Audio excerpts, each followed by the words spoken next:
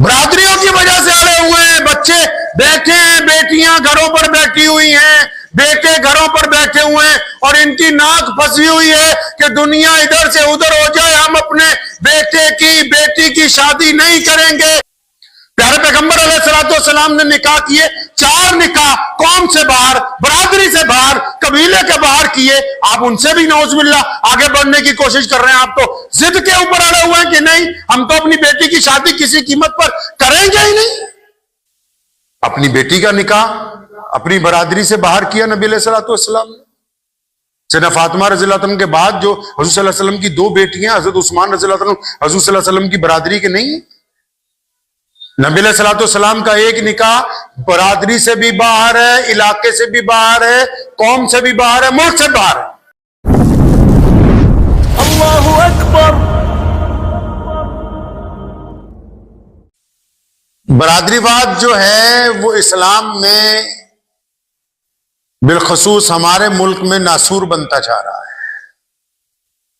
میں نے شروع میں عرض کیا کہ بر صغیر میں جب اسلام آیا، بر صغیر بولتے ہیں اس علاقے کو جس میں بھارت بھی ہے، بنگلہ دیش بھی ہے، بھوٹان بھی ہے، نیپال بھی ہے، مالدیپ بھی ہے، سری لنکا بھی ہے، افغانستان بھی ہے۔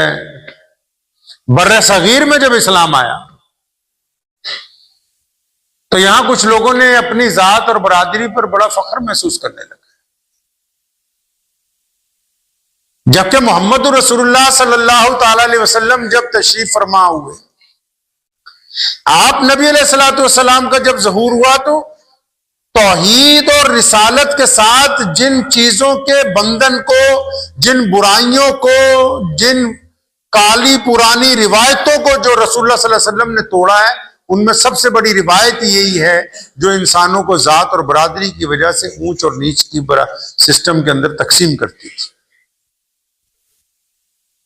برادریوں کی وجہ سے اڑے ہوئے ہیں، بچے بیٹھے ہیں، بیٹیاں گھروں پر بیٹھی ہوئی ہیں، بیٹے گھروں پر بیٹھے ہوئے ہیں، اور ان کی ناک پھنسی ہوئی ہے کہ دنیا ادھر سے ادھر ہو جائے، ہم اپنے بیٹے کی بیٹی کی شادی نہیں کریں گے۔ اور یہ یاد رکھو، یہ برادری واد کا جو بھوت سوار ہے نا، یہ بھی صرف مڈل کلاس لوگوں کو سوار ہے۔ جو لوگ ارب پتی ہو گئے، جو بہت زیادہ پڑھ لکھ گئے، وہ تو چاہے کہتے ہیں مذہب بھی دوسرا ہو جائے، ہمارے لڑکے کو لڑکی پسند آ جائے یا لڑکی کو لڑکا پسند آ جائے، بس اس کی شادی ہو جانی چاہیے کسی کی۔ یہ جو برادریوں کا بھوت سوار کر رکھا ہے نا، ہوتی کیا ہے برادری؟ نوح علیہ السلام کے بیٹے نے توبہ نہیں کی، جہنم میں گیا، کیا ہوتی برادری؟ بتاؤ تو صحیح، کہتا کس کو ہے برادری؟ نبی کا بیٹا اللہ تبارک و تعالیٰ کی نافرمانی کے بعد پیچھے دھکیل دیا گیا، ان سے بڑی برادری کس کی ہوگی؟ نبی منتخب، اللہ کے منتخب بندے ہوتے ہیں، عام انسانوں میں سے نہیں ہوتے جو نبی ہوتے ہیں، اللہ کے پسندیدہ بندے ہوتے ہیں۔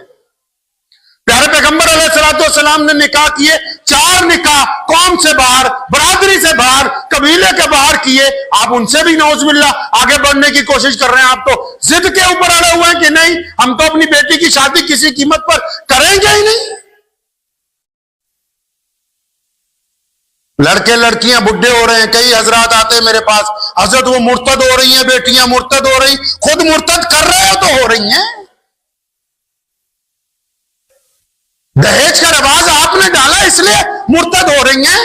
آپ کہتے ہو کہ فلاں برادری میں فلاں لڑکا اچھا ہے، قابل ہے، پڑھا لکھا ہے، لیکن ہمارے برادری کا نہیں، ہم اس کا نکاح اپنی بیٹی کا نہیں ہونے دیں گے، تب وہ مرتد ہو کے غیر مسلموں کے ساتھ جا رہی ہے۔ اپنا گناہ کیوں نہیں دیکھتے؟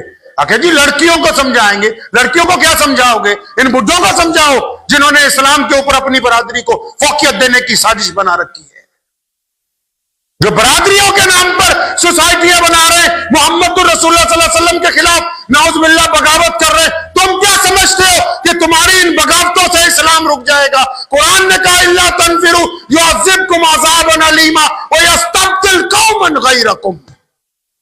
اللہ فرماتے ہیں تمہاری جگہ کسی اور قوم کو اسلام کی دولت ہے۔ جس دین نے رنگ اور نسل کے بھید مٹائے ہوں، جو دین پوری کائنات میں اس لیے پہنچا ہو کہ محمد رسول اللہ نے سیدنا بلال حبشی رضی اللہ تعالیٰ عنہ کو ابو بکر صدیق رضی اللہ تعالیٰ عنہ کا بھائی بنایا؟ کون ابو بکر جو شہزادے ہیں اور کون بلال جو غلام ہیں؟ جس دین میں سیدنا ابو ذر غفاری رضی اللہ تعالیٰ عنہ جیسے فقراء صحابہ کی آمد کے اوپر خلفائے راشدین اٹھ کے کھڑے ہو جاتے ہوں، ان کو اپنی مسند کے اوپر جگہ دیتے ہوں، اس دین کے ماننے والے مسلمان یہ کہنے کے لیے تیار ہو جائیں کہ نہیں جی ہم تو فلاں برادری کے ہیں، ہم تو اپنی شادی فلاں برادری کے اندر نہیں ہونے دیں گے، تو کیا ان کو یہ پتہ ہی نہیں کہ اسلام ان سے چاہتا کیا ہے؟ جس دین نے یہ کہا کہ ایک صف میں کھڑے ہو گئے محمود اور ایاز، نہ کوئی بندہ رہا نہ کوئی بندہ نواز، بندہ صاحب و محتاج و غنی ایک ہوئے، تیرے دربار میں پہنچے تو سبھی کے ایک ہوئے۔ جس دین نے کہا کہ ایک صف میں کھڑے ہوں گے، کوئی ذات نہیں ہوگی، کوئی رنگ نہیں ہوگا، کوئی نسل نہیں ہوگی، کوئی برادری نہیں ہوگی، اس دین کے ماننے والے اگر کوئی یہ کہتے ہیں کہ ہم تو اپنی ذات کے اوپر بڑا فخر کرتے ہیں، کس بات کا فخر کرتے ہیں میرے بھائی؟ اچھا یہ بتاؤ بھائی، یہ برادری اوپر نیچے کیسے ہو سکتی ہے؟ یہ فلسفہ کہاں سے آیا ہے؟ یہ اوپر نیچے ہو کیسے سکتی ہے؟ اسلام میں صرف دو ہی قسمیں ہیں، ایک رسول اللہ صلی اللہ علیہ وسلم اور انبیاء علیہ الصلوۃ والسلام کی جماعت، دوسری تمام مسلمان۔ اللہ نے اپنے نبیوں کو عزت عطا فرمائی تمام کائنات کے اوپر، بس وہ اس لیے کیونکہ وہ اللہ کے منتخب بندے ہیں۔ اس کے بعد تمام انسانوں کے لیے حکم ہو گیا کہ یہ ایک برابر ہے، اور ان نبیوں نے بھی اور ہمارے پیغمبر اعظم صلی اللہ علیہ وسلم نے بھی اپنی ذاتی زندگی میں اس کو کر کے دکھایا ہے۔ اپنی بیٹی کا نکاح اپنی برادری سے باہر کیا نبی علیہ الصلوۃ والسلام نے۔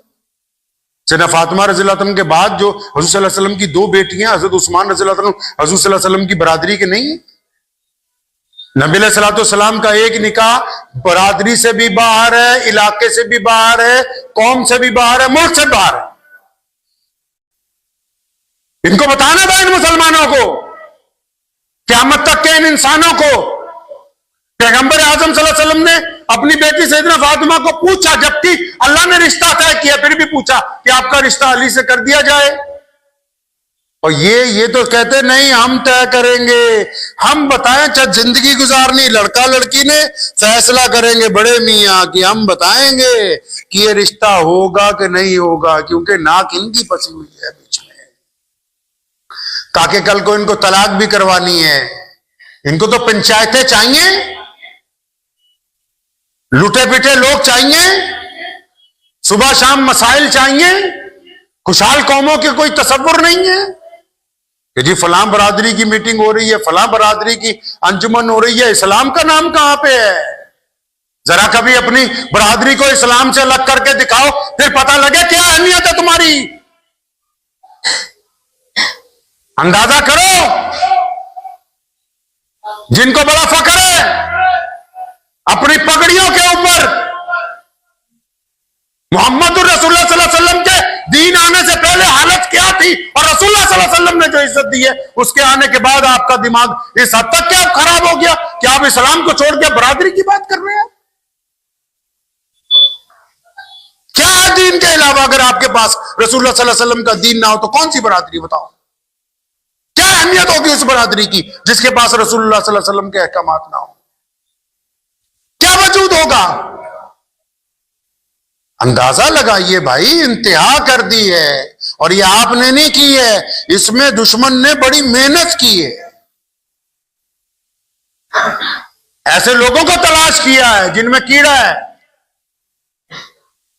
کہ نہیں ہم فلاں چیز کریں گے، ہم فلاں کرنا کرانا کچھ نہیں ہے، نہیں ہم فلاں برادری کے علم بردار ہیں۔ اچھا جی فلاں برادری کے علم بردار ہیں تو اس برادری کو تو عزت محمد رسول اللہ صلی اللہ علیہ وسلم نے دی ہے، تو بتائیے ذرا آپ نے اسلام کے لیے اب تک کیا کیا ہے؟ بتائیے کتنے کالج بنائے ہیں آپ نے، کتنی یونیورسٹیاں تیار کی ہیں، کتنے ڈاکٹر بنائے، کتنے انجینئر بنائے، کتنے IAS IPS تیار کیے اپنے میں سے، کتنے لوگ فورن سروس کے اندر بھیجے ہیں آپ نے؟ پتہ تو لگے کیا تہذیب اور تمدن میں تیاری کی ہے۔ بس صرف اسی بات کے اوپر مدرسے بھی کہ جی برادری کا بنائیں گے، پھر برادری کا کوئی مولوی آئے گا اسی کو چندہ دیں گے۔ محمد رسول اللہ صلی اللہ علیہ وسلم کے دین کی طرف لوٹیے، اللہ کریم کو یہ باتیں پسند نہیں ہے۔ قرآن پاک میں واضح طور پر اللہ نے فرمایا کہ بس اس لیے ذات برادریاں کوئی بری چیز نہیں ہوتی، اس لیے مثال کے طور پہ میرا نام عثمان ہے، ان کا نام بھی عثمان ہے، ان کا نام بھی عثمان ہے، ان کا نام بھی عثمان ہے، اب پتہ کیسے لگے کون سا عثمان ہے؟ کہ جی اچھا وہ عثمان جو فلاں قبیلے میں سے، بس اس لیے بنائی بنا۔ مجھے امید ہے کہ آپ کو یہ ویڈیو پسند آئی ہوگی۔ اگر پسند آئی ہو تو یہ آپ اپنے دوستوں کے ساتھ شیئر کریں اور اس چینل کو سبسکرائب ضرور کریں۔